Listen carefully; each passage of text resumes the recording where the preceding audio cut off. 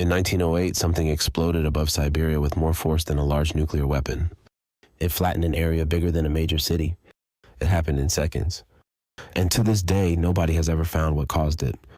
June 30th, 1908, early morning in one of the most remote parts of Siberia, witnesses more than 60 kilometers away described a blinding flash brighter than the sun, then a shockwave that knocked people off their feet and shattered windows hundreds of miles from the center.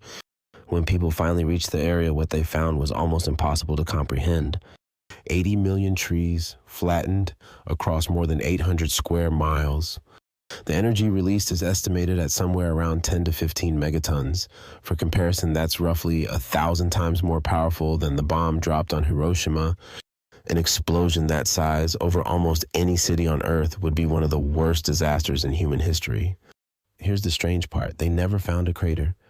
Not one piece, not one fragment, nothing. It gets stranger. Nobody even reached the site to investigate for almost 20 years. The region was brutally remote, and Russia spent the next decade in World War, then Revolution, then Civil War. By the time scientists finally got there in 1927, the trail was 2 decades cold. But the forest itself had kept a record. Right at the center, trees were left standing, but stripped completely bare, like telephone poles. Farther out, every single tree was knocked flat, all pointing away from the same central point. That pattern told scientists something critical. This wasn't an impact, it was an explosion in the air. The leading explanation today, a chunk of asteroid or comet roughly the size of a football field, entered the atmosphere and simply came apart under the pressure and heat, releasing all of its energy in the sky instead of on the ground. No crater, no fragments, because most of it never actually touched the ground at all. For decades, the lack of a crater fed some genuinely strange theories. A tiny black hole passing through the Earth, antimatter, even a failed experiment by Nikola Tesla on the other side of the planet.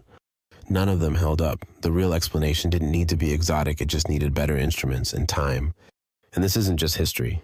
In 2013, a much smaller version of the same thing happened over Chelyabinsk, Russia, caught on dashcams, watched by millions online within hours. That object was maybe 20 meters across. Tunguska's was 2 to 3 times that size and roughly 1,000 times more powerful. The sky has done this before in living historical memory. It could do it again, and we may not get much warning.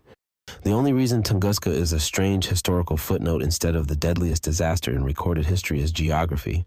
It happened over one of the emptiest places on the entire planet. What happens the next time it doesn't? Nobody planned that. It was just luck of where it happened to land. The sky over your head has done this once already. If you want to know what else is quietly true up there, that's what this channel is for.